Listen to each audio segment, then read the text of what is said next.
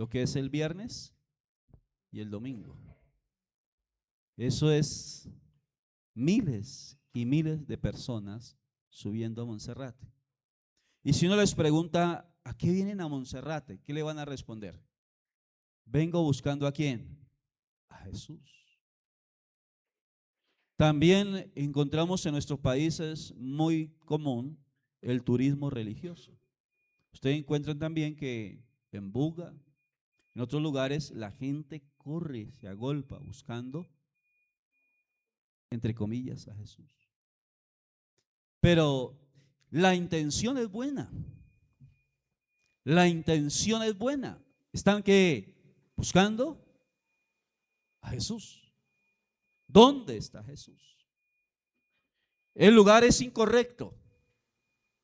Aunque la intención es buena, el lugar es que incorrecto. Y hoy vamos a mirar por la Biblia a dónde está en este momento Jesús. ¿A dónde está en este momento Jesús? Y mira lo que dice la palabra. El texto que acabamos de leer nos está hablando de que las mujeres habían preparado unas especies aromáticas para embalsamar, para perfumar el cuerpo de Jesús.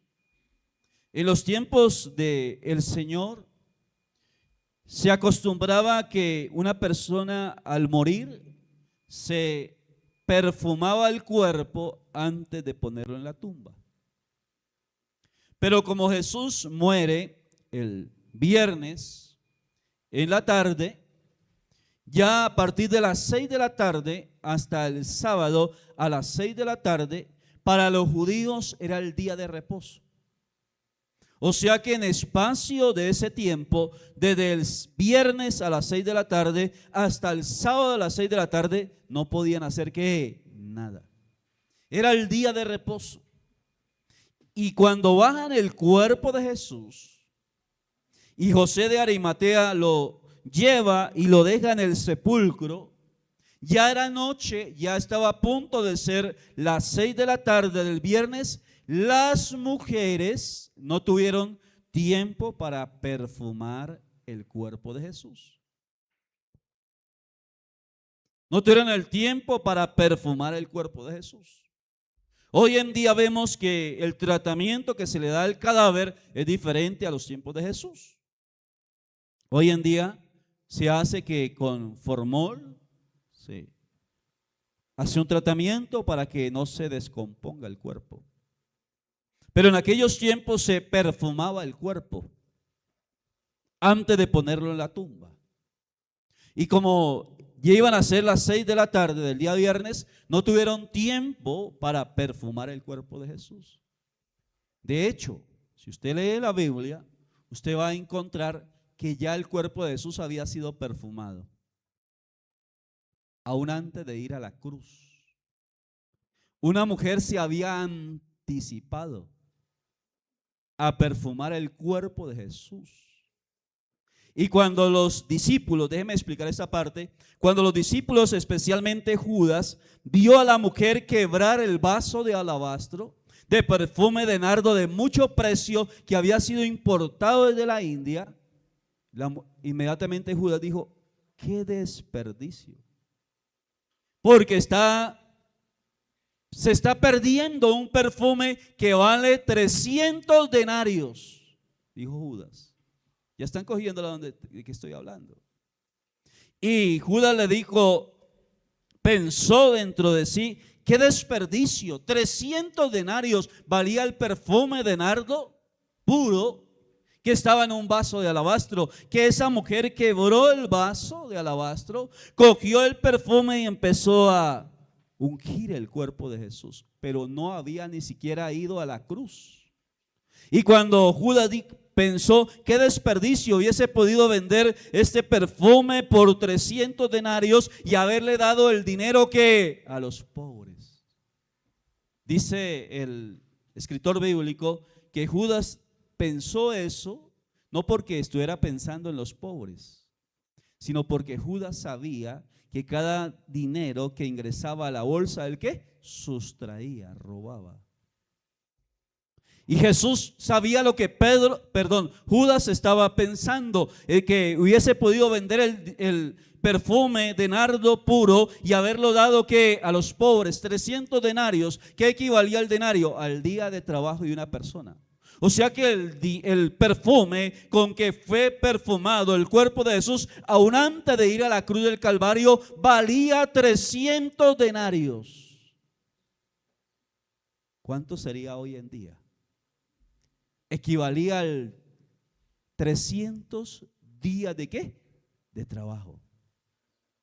Y por eso Jesús le habló a los discípulos y a Judas, le dijo: ¿para qué molestan a esta mujer? Ella se ha anticipado a ungir mi cuerpo para el día de la sepultura. Ojo, ella se ha anticipado a ungir mi cuerpo para el día de la sepultura. Y en todo lugar donde se predique el evangelio, se hablará de lo que esta mujer ha hecho conmigo. Y Jesús le dijo: porque a los pobres siempre los tendréis entre vosotros, pero a mí no siempre ¿qué? Me tendréis. O sea, de esa premisa, el cuerpo de Jesús fue ungido, pero antes de ir a la cruz.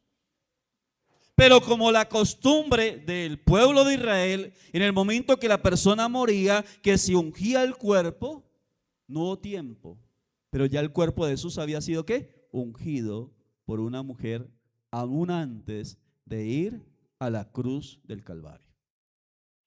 Explicando esa parte, la Biblia dice que el día domingo, después de que Jesús había muerto, las mujeres, como no pudieron ungir el cuerpo de Jesús, perfumar el cuerpo de Jesús, el día viernes, porque ya en el momento que Jesús murió y lo llevan a la tumba, no les dio tiempo, porque ya empezaba el día sábado y era inquebrantable. El día sábado era el día de reposo para los judíos. Así que las mujeres dejaron el perfume listo, y el domingo en la mañana, ¿cuál era el plan de esas mujeres? ¿Cuál era el plan que tenían el domingo a primera hora esas mujeres? Madrugar y llevar el perfume. ¿Para qué? Para perfumar el cuerpo de Jesús, ir a la tumba donde Jesús había sido puesto, donde habían dejado el cuerpo de Jesús, ir a la tumba, remover la piedra. Incluso las mujeres iban pensando: la piedra es pesada, ¿quién nos va a ayudar a qué? A remover la piedra que tapa el sepulcro. Y cuando las mujeres van y llegan al sepulcro con las especies aromáticas listas para perfumar el cuerpo del maestro, se llevan una sorpresa: que encontraron que la piedra había sido ¿qué? Removida. Y cuando vieron hacia adentro del sepulcro, estaba ¿qué? Vacío. No estaba el cuerpo de Jesús. Inmediatamente ellas pensaron: ¿quién se habrá llevado el cuerpo del maestro? Y la Biblia dice que cuando ellas estaban ahí pensando, anonadadas de ver que no estaba el cuerpo de Jesús, y la pregunta de ellas era: ¿dónde está el cuerpo del maestro? De repente se le presentaron dos seres con vestiduras que resplandecientes. La Biblia dice: dos varones con vestiduras que resplandecientes. Y le dicen a las mujeres, esos dos varones, sin que ellas supieran, esos dos varones eran ángeles que le hablaron a las mujeres y le dicen, cuando ellos le hablaron, ellas bajaron el rostro con temor, dice la palabra, y ellos le preguntaron a las mujeres. ¿Cuál es la pregunta que le hicieron? Versículo número 5, el que acabamos de leer. ¿Qué les dijeron? ¿Por qué? Duro, léalo conmigo. ¿Qué dice? Más fuerte, duro. ¿Por qué buscáis entre los muertos al que vive? Otra vez. ¿Por qué buscáis entre los muertos al que vive. En otras palabras, no está aquí a que resucitado. No está aquí a resucitado. Y sabe una cosa, mi amado, que en la fe cristiana y para el ser humano en sí, es fácil creer que Jesús vino y se hizo carne, se encarnó. Se hizo carne y ¿qué? Y sangre. El verbo se hizo ¿qué? Carne. No es difícil creer eso. Para el ser humano no es difícil creer que Jesús murió, padeció y murió en la cruz. Pero lo más difícil para el ser humano es creer que Él que resucitó. Lo más difícil. Y es como el punto más alto de la fe cristiana. Es creer que Él resucitó.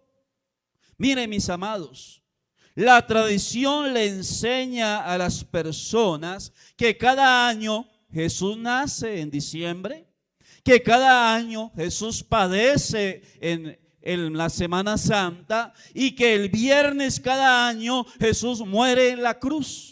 Y que el domingo cada año, en el domingo de resurrección, Jesús resucita. Pero le quiero decir una cosa, lo que la Biblia me enseña es otra cosa. La Biblia me dice que Jesús vino, sí, y nació una sola vez y no volverá ¿qué? A nacer. La Biblia me enseña que Jesús vino y murió en la cruz una vez y no volverá a morir. La Biblia me dice que Jesús resucitó el domingo una sola vez y no volverá a resucitar. No volverá ¿qué? A resucitar. Porque no volverá a morir. O sea que si hoy las personas van a buscar a Jesús en la tumba para que resucitara, lo están buscando en el lugar que equivocado. ¿Dónde está Jesús? Pregúntele, hágale con esa pregunta, hágale esa pregunta al vecino que está ahí. Pregúntele, ¿dónde está Jesús en este momento? Otra vez, pregúntele, ¿dónde está Jesús en este momento? Pero así como con expectativa, dígale, ¿dónde está Jesús en este momento? ¿Quiere saber dónde está Jesús en este momento? Si va usted a la cruz, como lo presenta la tradición, ¿dónde presenta la tradición a Jesús? Crucificado.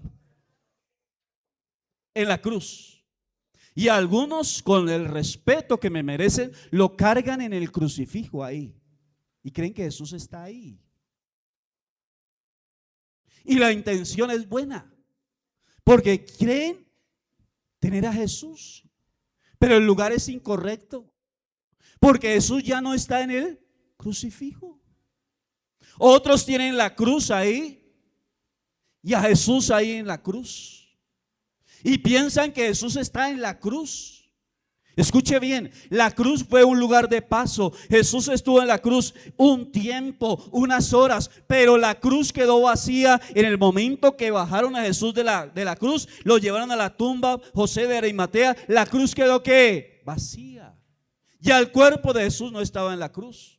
Luego lo llevaron ¿a dónde? A la tumba por José de Arimatea. Lo puso en la tumba, lo selló con la piedra. Y es más, dice la Biblia que pusieron 4 soldados romanos para que cuidaran la tumba todo el tiempo y los discípulos no vinieran y se robaran el cuerpo de Jesús, porque los religiosos temían que si los discípulos venían en la noche y robaban el cuerpo de Jesús, Jesús había dicho en vida que Él iba a resucitar, y por eso pusieron una guardia de 4 soldados para asegurarse que no se robaran el cuerpo de Jesús. Pero con todo y guardia ahí a la puerta de la tumba, Jesús se levantó de entre los muertos el domingo a primera hora, porque ni la tumba, ni la muerte, ni los guardias pudieron detener la resurrección de Jesús. Y Él resucitó una vez y ¿qué? Y para siempre. La tumba quedó ¿qué? Vacía. La tumba quedó vacía. Y la pregunta es, ¿dónde está Jesús? La Biblia dice que las mujeres le preguntaron, pensando que era el que cuidaba el cementerio, le preguntaron, ¿dónde ha puesto el cuerpo del maestro? Y los ángeles le respondieron: ¿por qué buscáis entre los muertos al que vive? ¿Por qué buscáis, le dicen los ángeles, entre los muertos al que vive? La intención era buena de ellas, pero estaban en el lugar que equivocado. Ya Jesús no estaba en la tumba. Vamos a la palabra. Este texto debería sabérselo todo evangélico cristiano. Apocalipsis 1:18. Debería sabérselo de memoria, como se sabe Juan 3:16, como se sabe Juan 1:12. Apocalipsis capítulo 1, versículo 18. Apocalipsis. En Apocalipsis, Jesús se revela a Juan cuando Juan estaba en la isla de Patmos. Sucede entre el año 80 y el año 70 y el año 90. Ya después de que Jesús había muerto, había resucitado. La Biblia dice que durante 40 días Jesús se le presentó a los apóstoles en muchas ocasiones, con pruebas, dice Lucas en Hechos, pruebas indubitables de la resurrección de Jesús, o sea que no hubo lugar ¿a qué? A la duda. Se les presentó muchas veces. Y ahora, al año, dice la Biblia que 40 días después, Jesús sacó a todos sus discípulos y a la vista de ellos, de casi 400 personas, 40 días después, Jesús subió a los cielos a la vista de ellos fuera de Jerusalén. Y cuando estaban ellos viendo a Jesús y Jesús hablándoles, ya resucitado, Jesús hablándole a ellos, los sacó fuera de Jerusalén. Le dijo: vayan fuera de Jerusalén y allá me verán. Y cuando ellos fueron y llegaron hacia afuera de Jerusalén, vieron a Jesús, ya Jesús resucitado. Y cuando vieron a Jesús, dice la Biblia que a los ojos de ellos subió a los cielos. Y ellos viéndolo a los ojos de ellos, más de 400 personas así, boquiabiertos. ¡Wow! El Señor. Y empezó a los ojos de ellos a subir al cielo. Dice la Biblia hasta que lo ocultó, una nube los ocultó de los ojos de ellos. Y de repente cuando ellos están así mirando al cielo, a Jesús que subía al cielo para ser glorificado, dice la Biblia que se presentaron junto a ellos dos varones con vestiduras blancas, que eran los ángeles, y le dijeron: varones galileos, ¿qué hacéis mirando al cielo? Ese mismo Jesús que ha sido tomado de vosotros al cielo, así vendrá como le habéis visto que ir al cielo. Y ahora encontramos a Juan en la isla de Patmos entre el año 70 y algo después de Cristo, que está en la isla de Patmos exiliado por el testimonio de Jesucristo. Y de repente en la isla de Patmos Juan recibe una visita, y la visita es de Jesús. Y mire lo que dice la Biblia. ¿Lo tenemos? Apocalipsis capítulo 1, versículo 17 y 18. Leamos el versículo 17 y leemos el versículo 18. Dice Juan: cuando le vi, está en la isla de Patmos. Juan está solo, abandonado, exiliado por causa del testimonio de la palabra de Jesús. Había sido llevado y abandonado en la isla de Patmos para que muriera en el abandono. Allí en el abandono. Dice la palabra: y cuando le vi, caí como muerto a sus pies. Y él puso que su diestra sobre mí, o sea, su mano que derecha sobre mí, diciéndome. ¿Qué le dijo Jesús a Juan? Diciéndole: no temas, yo soy que el primero y el último, el alfa y la omega. Versículo 18, léalo conmigo. Y el que vivo, y estuve que muerto, mas he aquí que vivo porque los siglos de los siglos. Miren qué tiempo está hablando el Señor. Dice: mas he aquí que yo soy el que vivo. ¿En qué tiempo está? Presente. Y estuve que muerto. ¿En qué tiempo está? Pasado. Mas he aquí que vivo por los siglos de los siglos. O sea que Jesús resucitó ese domingo y no volverá a morir ni volverá a resucitar. No volverá a resucitar. Porque Él no volverá a morir. Resucitó una vez y para siempre. O sea que si usted estaba convencido que en esta mañana Jesús resucitó, estaba grave. Porque no conocía las Escrituras. Porque Jesús ya resucitó hace cerca de ¿qué? 2000 años. De 2000 años. Ahora el asunto es que usted diga, ¿será que en verdad resucitó? ¿Será que en verdad Jesús qué? Resucitó.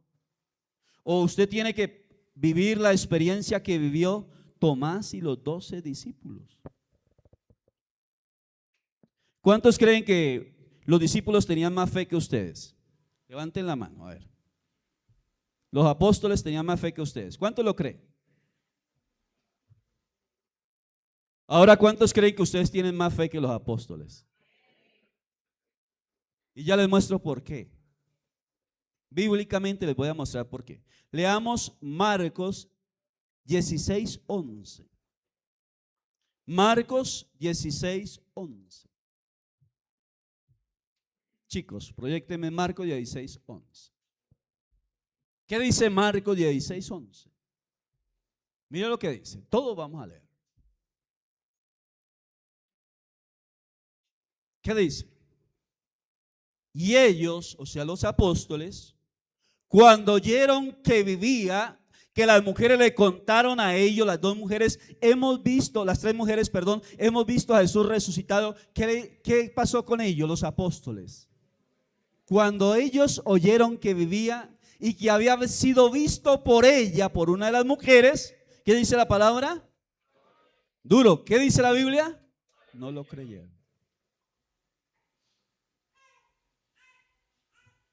Ahora vamos a otro texto, Marcos 16:13, más adelantico, versículo 13.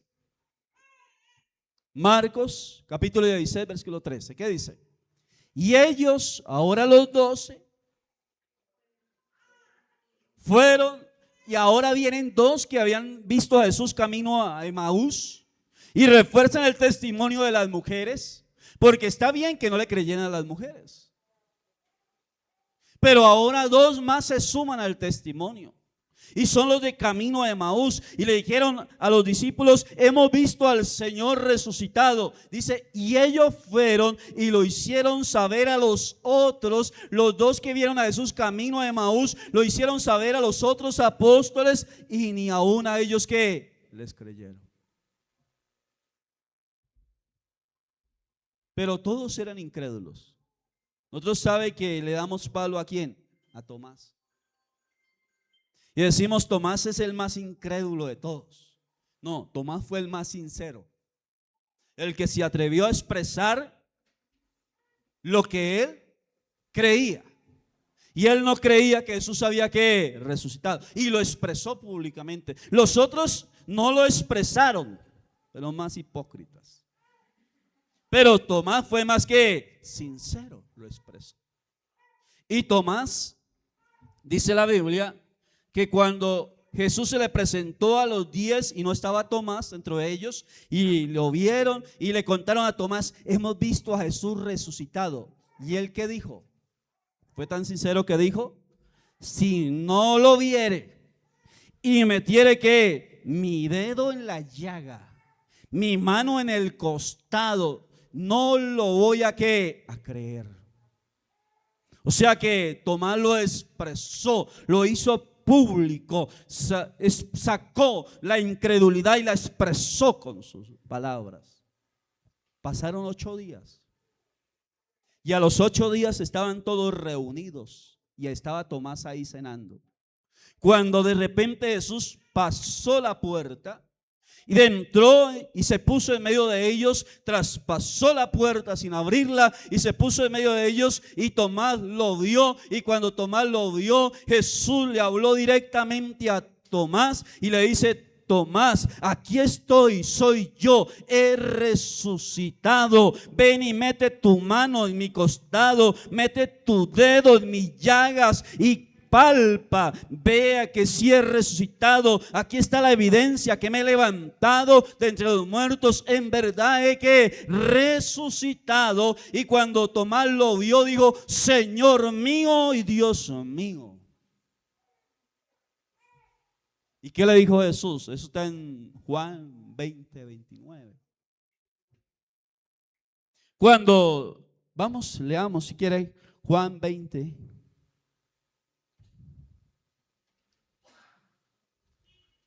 Juan capítulo 20.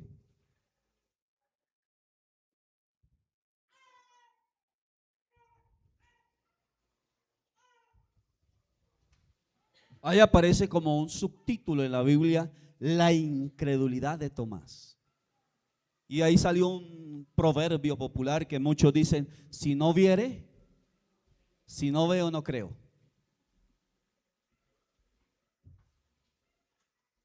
Mira lo que dice, leamos así el texto. Pero Tomás, uno de los 12, llamado Dídimo, no estaba con ellos cuando Jesús vino. Le dijeron pues los otros discípulos: al Señor hemos visto.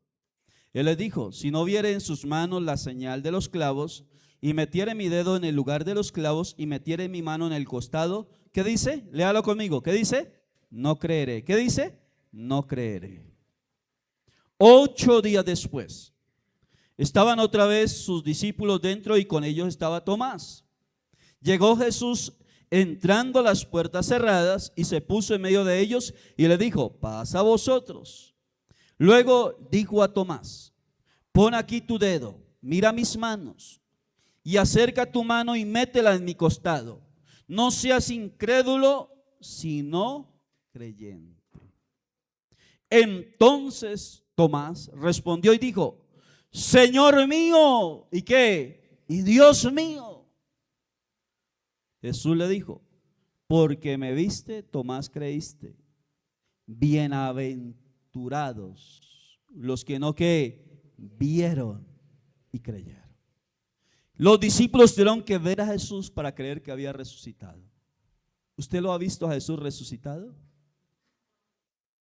¿Quién de ustedes ha visto a Jesús y dice: yo lo vi resucitado? Yo tampoco lo he visto resucitado. Pero sin embargo yo creo que Jesús se levantó de entre los muertos y ya no está ni en la tumba ni en la cruz, sino Jesús está sentado a la diestra del Padre. Por eso dice la Biblia que nos hace que bienaventurados. O sea que usted y yo tenemos más fe que los mismos que apóstoles. Ellos tuvieron que ver para creer. Jesús dice: y bienaventurados son los que no vieron y creyeron. Bienaventurados son los que no vieron y creyeron. ¿Por qué yo creo que Jesús resucitó? Porque la Biblia lo dice. Porque hay un testimonio.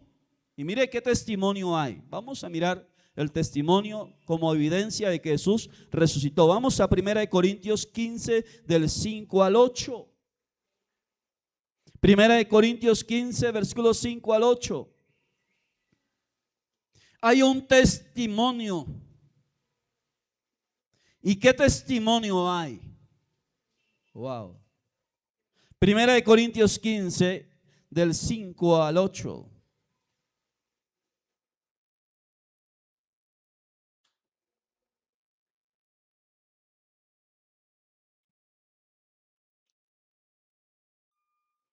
Si quiere leamos versículo 3 en adelante.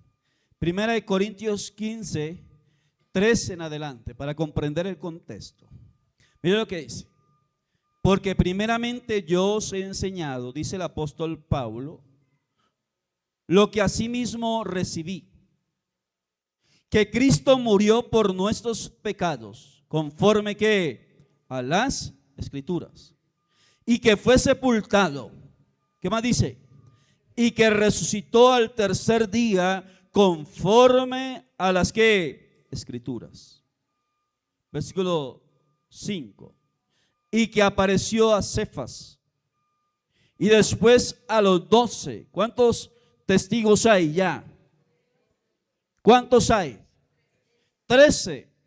A Cefas, después a los 12. Después apareció a más de que 500 a la vez,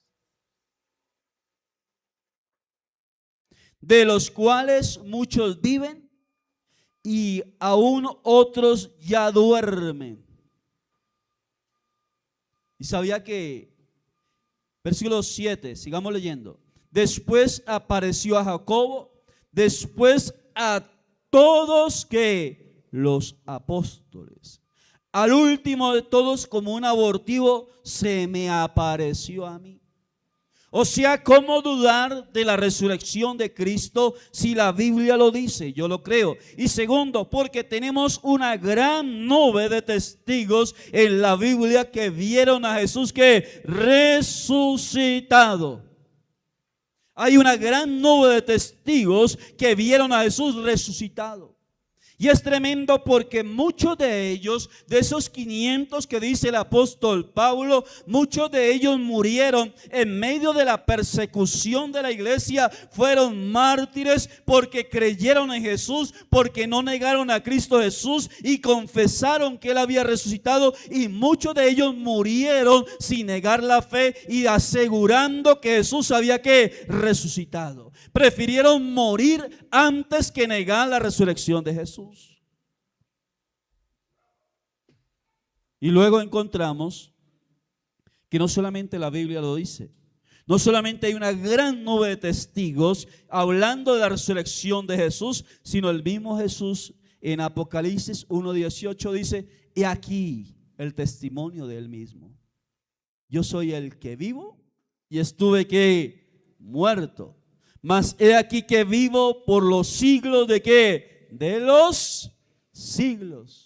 Pero no para ahí el texto. ¿Qué dice el versículo a continuación del versículo 18? ¿Qué sigue diciendo Jesús cuando se le presentó a Juan en la isla de Patmos? Dice: y tengo en mis manos la llave de ¿qué? De la muerte y del Hades. Por lo tanto, por cuanto Jesús resucitó entre los muertos, venció a la muerte, y la muerte nunca más volverá a tocar a mi Señor y Salvador. La venció. Dice: y tengo en mis llaves que las llaves en mi mano, las llaves de la muerte y del Hades.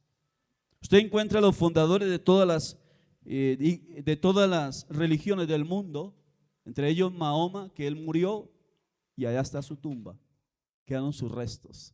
A diferencia del que fundó la iglesia del Señor, es que Él murió, sí, fue a la cruz, murió, claro, fue sepultado, claro, pero el tercer día que resucitó y vive por los siglos de los siglos, y Él permanece sentado a la diestra del Padre. Por eso el apóstol Pablo dice: si Jesús no hubiera resucitado, vana sería nuestra fe. Si Jesús no hubiera resucitado, dice Pablo, vana sería ¿qué? Nuestra fe. Pero la base de nuestra fe es que en verdad Él ¿qué? Resucitó. Y por eso Él se presenta diciendo: y tengo las llaves de ¿qué? De la muerte y del Hades en mi mano. Porque vencí a la muerte y al Hades. Me levanté de entre ¿qué? Los muertos, dice el Señor, le dice a Juan en la isla de Patmos. Pero también encontramos que no solamente está el testimonio de Jesús. Vamos a Hechos 7:55. En Hechos 7:55 nos habla del primer mártir de la iglesia, Esteban. Y Esteban fue sentenciado a muerte por la tradición. Fue llevado y sacado fuera de Jerusalén por el testimonio y su fe en Jesús. Y Esteban fue sentenciado a morir apedreado. Lo sacan fuera de Jerusalén y empiezan a apedrear a Esteban. Y en el momento de la muerte de Esteban, en Hechos 7:55 en adelante, encontramos que en el momento de la muerte de Esteban, dice la Biblia que en ese momento de muerte, Esteban expresa diciendo En Hechos 7:55, ¿lo tenemos? Pero Esteban, lleno del Espíritu Santo, puesto los ojos en la tumba, ¿sí? Duro. ¿En dónde tenía puesto los ojos? En el cielo. No como algunos que hoy ponen los ojos en la tumba para ver a Jesús. Otros ponen los ojos en la cruz para ver a Jesús. ¿Dónde tenía Esteban los ojos puestos en el momento de su muerte? En el cielo. Puesto los ojos en el cielo. ¿Qué más dice la palabra? Vio la gloria de Dios. ¿Qué vio Esteban? En el momento de su muerte. ¿La gloria de quién? De Dios. Verso número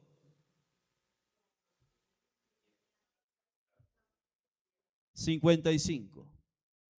Vio la gloria de Dios. ¿Y qué más vio Esteban en ese momento?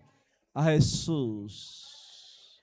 ¿A quién vio Esteban en el cielo, sentado a la diestra del Padre? ¿Quién estaba sentado cuando Esteban estaba ahí en el momento de su muerte? ¿Quién estaba sentado esperando a Esteban en el cielo? Jesucristo, porque él había ¿qué? Resucitado. ¿Dónde lo vio Esteban? En el cielo, sentado a la diestra del Padre. ¿Dónde está Jesús en este momento? ¿Dónde está Jesús? No vaya a ser como las mujeres que van a buscarlo a la tumba. La intención es buena, el lugar es incorrecto. Porque en la tumba están los muertos. Pero Jesús ya no está muerto. Ya no está en la tumba. Jesús está sentado. Diga conmigo, ¿dónde está Jesús? Sentado. Hay un coro que cantamos que tiene una gran verdad bíblica. Sentado en su trono, rodeado de luz, a la diestra del Padre, gobierna Jesús. Póngase en pie, porque no le dice, señores. Venga, John, me ayuda. ¿Cuántos quieren decirles? Sentado en su trono, rodeado de luz, a la diestra del Padre. Wow, gobierna Jesús. Y el mismo coro dice, poderoso. Gracias, Señor. En majestad y reino. Poderoso. Poderoso. En majestad y ¿qué? Y reino. Poderoso. Mientras John y Marcela se alistan, quiero que ahí donde está en pie lea Daniel 7, 13 y 14. Ahí donde está en pie, busquemos Daniel 7, 13 y 14. En Daniel 7, 13 y 14 dice la Biblia que Daniel tuvo una visión profética. 700 años, probablemente 700 años antes de que Jesús viniera al mundo. Hacerse carne, y el verbo se hizo carne, antes de hacerse carne y de ir a la cruz. Daniel tiene una visión profética hacia el futuro. Y en Daniel 7, 13 y 14, ayúdenme, Daniel 7, muchachos, capítulo 7, versículo 13 y 14, Daniel pudo tener una visión de los tiempos postreros. Esa visión profética. Los cielos se le abrieron. Pudo ver a Jesús. Wow, Daniel el profeta, aún antes de Jesús venir al mundo a hacerse carne y sangre, lo pudo ver en los postreros tiempos. Versículo 13, déjenmelo en el versículo 13, por favor. Y mira lo que dice Daniel capítulo 7, versículo 13 y 14. Daniel 7, 13 y 14, muchachos. Daniel 7, 13 y 14. Ahí, listo, gracias. Que ya está. Miraba yo, dice Daniel, en la visión de la noche, y aquí con las nubes del cielo venía uno semejante al Hijo del Hombre. El 14, por favor, gracias. Y el 14 dice, en esa visión que Daniel tiene hacia el futuro, y le fue dado dominio, gloria y reino, para que todos los pueblos, naciones y lenguas le sirvieran. Wow. Está bien. ¿Y qué más dice?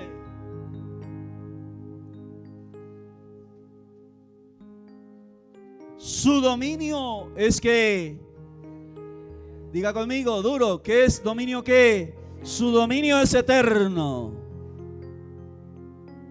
que nunca pasará, y su reino, uno que nunca será ¿qué? Destruido. Aunque Satanás quiso destruirlo, nunca ha podido ni podrá, porque Él vive y permanece por los siglos. La mayor daño que Jesús le causa a Satanás es cuando Él se levantó de entre los muertos. Satanás estaba alegre, feliz, hubo fiesta. En Colosenses 2:15 y 16 dice: hubo fiesta en el Gólgota cuando Jesús expiró y murió. Satanás celebró cuando Jesús lo ponen en la tumba, lo llevan a la tumba, lo dejan en la tumba. Satanás celebró: lo maté, lo destruí, lo acabé. Ya había intentado cuando era niño, a través de Herodes. Había intentado matar a Jesús cuando en la tentación en Mateo 4, cuando le dijo: lánzate al vacío.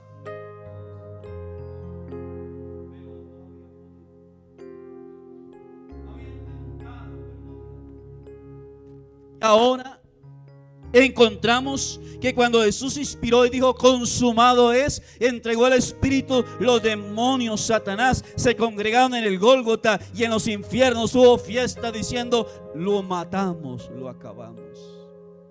Pero la sorpresa de él es que al tercer día, cuando estaba en el sepulcro, sobre el cuerpo inerte de Jesús vino el poder del Espíritu Santo.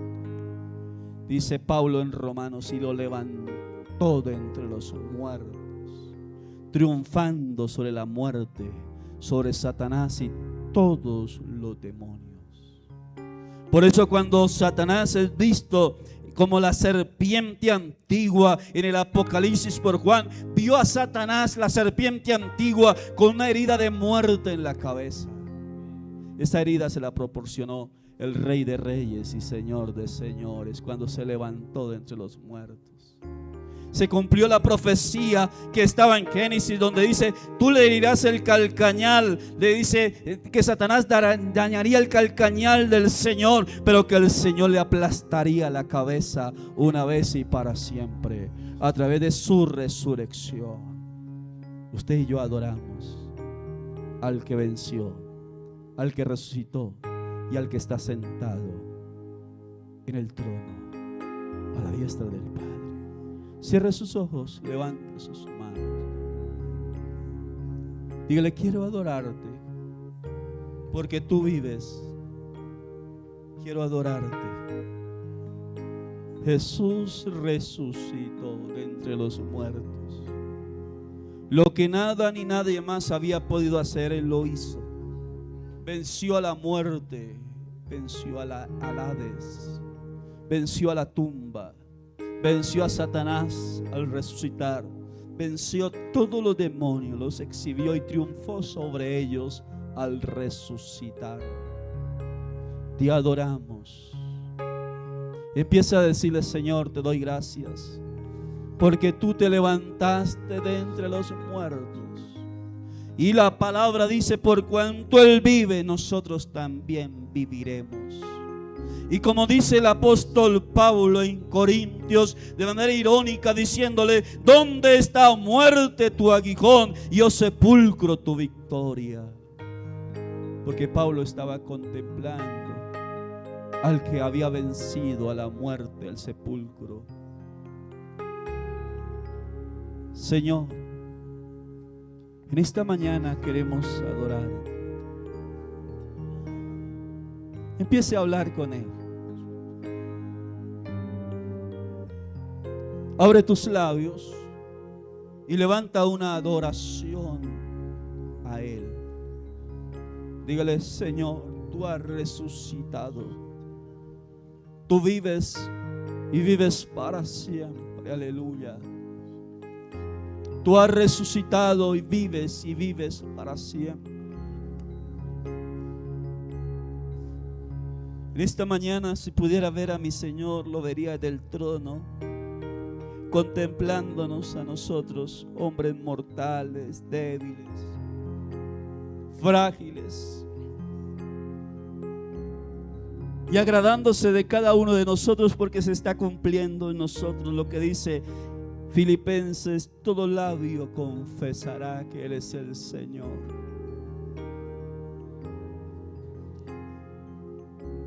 Confesándolo a Él y agradándose de que lo estamos viendo como lo que Él es, el resucitado, el que venció a la tumba, el que venció a la muerte, el que venció a Satanás y está sentado. Por eso adoramos al que vive. Si adoramos, suéltate en esta adoración.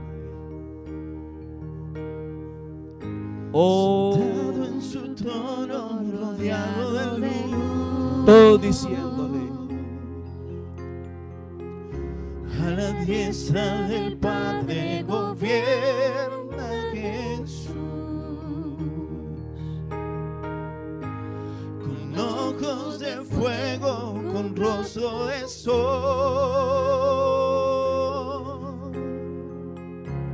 Cuando abre su boca es trueno su voz. Una vez más, dígale: sentado en su trono, rodeado de luz, ángeles lo adoran, querubines lo a la adoran. diestra del Padre Nosotros te adoramos, mi Señor. gobierna Jesús, con ojos de fuego, con rostro de sol. Toda la iglesia diciendo: cuando abre su boca es trueno su voz. dile: poderoso en majestad y reino, poderoso, poderoso en potestad y reino, poderoso, poderoso en majestad y reino, poderoso,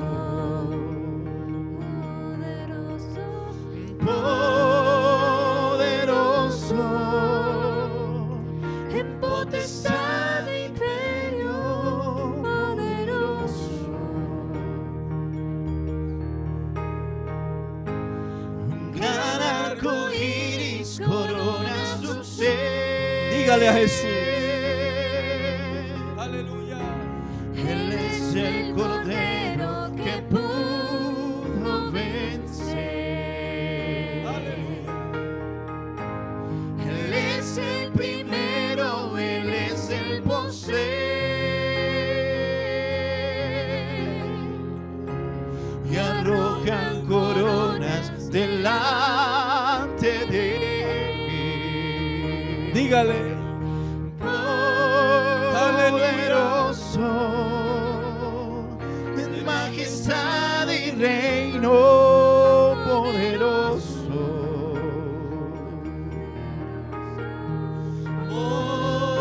poderoso en majestad e imperio, poderoso. dile: poderoso en majestad y reino, poderoso. ahora en tus propias palabras, Poderoso suelte una adoración. en majestad e imperio, poderoso. Ahora en tus palabras hable con Él. Gran arco iris corona su ser. Mientras están cantando de fondo, usted va a hablar con Él. Y va a decirle: Es el Señor, Cordero que pudo vencer. tú vives. Él es el Adoramos al que primero, vive. Él es el postrer.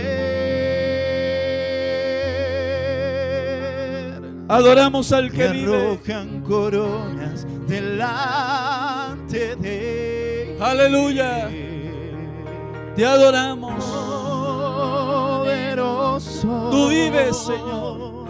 En majestad y reino poderoso. Aleluya. Poderoso, en potestad de imperio poderoso. Levante sus manos y eleve esa oración al que vive. Él te oye porque Él vive. Los muertos no oyen. En los muertos no hay memoria. En el que vive lo oye todo, lo ve todo, lo puede todo. Él vive. En potestad de imperio Él vive. poderoso. Señor, te doy gracias. Tú vives y vives para siempre. La muerte no te volverá a tocar. Triunfaste sobre la muerte, sobre Satanás, sobre los demonios. Venciste al pecado, destruiste a la muerte. Hoy tienes en tu mano la llave de la muerte y del Hades. Hoy estás sentado en el trono, recibiendo adoración de ángeles, los 24 ancianos, los 4 seres vivientes, pero también nosotros como iglesia nos unimos a esa adoración. Al que vive, al que vive, vivimos gracias al que vive. Oh Señor, gracias.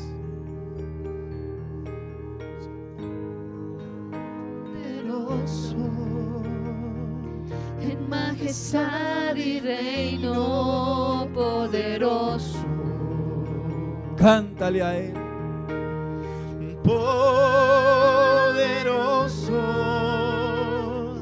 en potestad de imperio poderoso.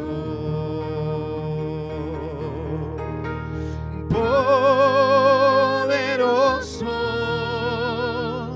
en majestad y reino poderoso. Poderoso, en potestad de imperio poderoso. Aleluya. Te adoramos. Y ahí donde está en esa adoración, voy a invitar a los hermanos que nos compartan la cena.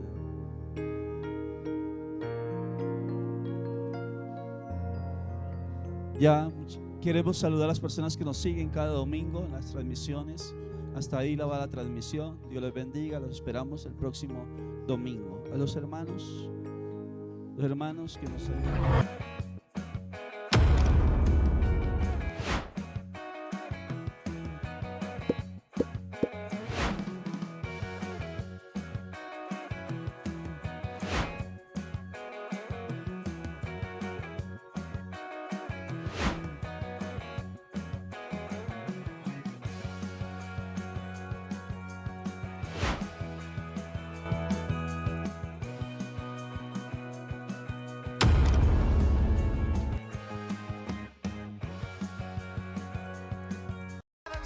¿Sientes el llamado de orar a través de la danza? ¿Tienes más de 5 años de edad? Esto es para ti. En nuestro ministerio creemos que la danza es una forma poderosa de alabar a Dios y compartir su amor con otros. No importa tu nivel de experiencia, aquí todos somos una familia en Cristo, creciendo juntos. Aprenderás pandero, manto, danza urbana, contemporánea y hebrea. Te esperamos los sábados a las 10 a.m. Trae tu cuaderno, tu Biblia y sobre todo tu corazón dispuesto para aprender. Te esperamos. Para más información, escríbenos al 300 770 5437.